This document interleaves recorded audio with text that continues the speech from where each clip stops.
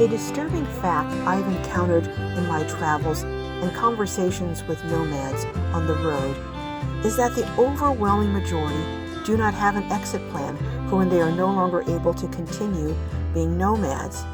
And that will be a reality eventually for many. Over the next few episodes, I will be exploring exit plans for when that happens. I will be looking at options such as small, affordable RV parks where you rent a lot, as well as options where you can also rent a rig. I will also be looking at things such as tiny homes and even purchasing land. But for now, come on, let's go meet Doug and see what his exit plan was and is.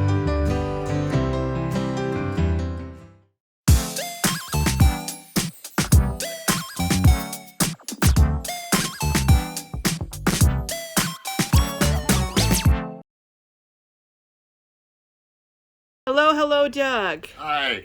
Thank you so much for taking the time to share your experience as a full-time RVer and now someone who's come off the road. And you are sharing part of this experience with your other half, Vicki. Hello, Vicki. Hi there. And you're going to share some of your story in a little while. Yes, I will. Thank you. But Doug, you were on the road and you are now a widower, is that correct? Yes, I am. Yeah, you and your wife were on the road for a number of years on and off, is that correct? That's correct. And you were telling me that you went on for about 3 years and you came off, but why did you come off and then go back on the road? My mother was sick and she needed some care. And so we decided the best thing to do at that time was get domesticated again. We bought a house and both went back to work so we could care for my mother. And then you said that you really miss the road. Is that true? We both missed the road very much. And what did you miss about the road? Just the freedom, ease of doing things, no responsibilities to speak of. Yeah. So now I'm doing this series and it's on exit plans. And you came off the road, and after you came off the road, you had some funds and you bought this mobile home park here in Quartzsite. What made you decide to do that? We bought this mainly because it's small. It doesn't require a lot of input from my wife at that time and me. Mm-hmm. We just run it seasonally, and that left us time to do stuff in the summertime if we so choose to. And you have 7 spots, and seasonally, meaning you are open from October to March, did you say? November 1st to March 31st. Okay. And the rent here is what per month? $255 a month. And that doesn't include utilities, though? That includes water and sewer and the garbage, but does not include electricity. Oh, okay. And you were also saying that you have a shower here and you have a washer and dryer and a bathroom, but most people, as far as the bathroom and shower, they're self-contained and have to be to come here, so they don't use that. They don't use it very much. Doug, what would you say are some of the advantages as an exit plan being in an RV park rather than, say, being perhaps in an apartment or renting a house? Well, staying here, it's fairly economical. Mm-hmm. We are not by the freeway, which is not noisy. That's one of the big things that they like. Right. You're in a residential community here. Yes. And they can see out. Also, Right. They're not jammed into a 100-space RV park. Right. And there is, having only 7 spots, there is a sense of almost you have your own area and you're not constantly bombarded with people walking back and forth and around and cars moving in and out because there's only 7 spots here. That's correct. Now, also, it seems to me that I know one of the things that people worry about if they're in an apartment or sticks and bricks is leaving their place. A lot of times people hire someone to come in and house sit. Well, here your neighbors are all around, you know them, you have a sense of community. Have you found that to be the case here too? Yes, it is. So that is one of the advantages. Well, this is just one of the options that is an exit plan. And Doug was fortunate enough, he and his wife, to be able to purchase this small park. But there are options. I guess someone could buy a couple of acres and maybe let people come and just stay and dry camp. Would that be options too? That could be, but it depends on your zoning laws also. Right, right. So we're just looking at different options, but you've certainly found a great one. And I thank you so much for sharing that and that information with us. And could you say the name of your park again? Pyramid Lane RV Park, Quartzsite, Arizona.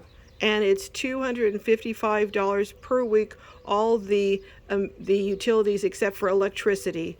So when I say utility, sewer and water, but not electricity. That's per month, not per week. I'm sorry, per month. Thanks again so much, Doug. Well, hello, Vicki. Well, hello. And you and Doug are partners in life and enjoying it from what I could see. Absolutely. Now, you were in an RV full time, weren't you, for a while? Yes, I was. But you have a history of kind of being a nomad. Do you want to share a little bit about what other kind of nomad experiences you had? Well, my former husband and I had lived on a couple of different boats and had taken, at the time, a sailboat from Washington State down the coast to Ensenada, Mexico, and spent several years down there. And then had taken it back up to San Diego, then eventually moved the boat back up to Washington State. Now, how long in total did you live on a boat for? Probably about 8 years, 9 years. So by the time you moved into an RV, you were used to a nomad kind of existence, freedom, not being tied to sticks and bricks. Exactly right. Now, you currently are, what is your situation now? You kind of are tiptoeing into your exit plan. Can you tell us what your situation is now? Well, right now I'm living in an RV or a park model. Now, you currently are renting the park model, right? Yes, I am. And it's parked on a friend's property? Yes. So that is an option, but you were telling me that you now are working towards saving to buy some property to put a RV on, or something possibly. Well, options are open. Possibilities are endless. At some point, I'd like to have something permanent, wherever that may be and whatever that may look like. It could be an RV, it could be stick and brick, or who knows. I'm open to options. Okay, so but right now you are in that model, and you're looking at farming your exit plan now. I have to. I'm to that age that I need to start looking ahead and see what's going to happen. And do you mind me asking how old you are? I'm 67. Okay, well, you're in good health, it looks like. You look good, that's for sure. Oh, thank you. Do you think you would ever go back to being a nomad, or is this your exit plan now? Is this pretty much the next phase of your life is going to be more in a, not a sticks and bricks necessarily, but more in a stationary place? Would you say that, or what do you think? I'm up to anything. I would love to still do more traveling, and so another motorhome or something like that is not out of the question, but everything's just right now up in the air. Okay, and so, but you were telling me you are formulating and working on looking at what your exit plan will be. Exactly, yes. Okay, well, that's a great thing to do, and I'm hoping that from this series that people will look at different options. You know, Doug, I was wondering if you could give me an opinion on something, since this is about exit plans. If someone is going to be coming off the road for health reasons or other reasons because they simply can't be on the road anymore, what do you think are some options that might be good for them? Well, I think they could always try for a host job with the BLM or a private contractor that works for the Forest Service. Okay. those, a lot of times you'll work, say, 20 hours a week for your site, which would be fully paid for. And then a lot of times they'll give you a stipend, or you can get extra hours for extra work for money. And I think that would be one of the first things I'd look at.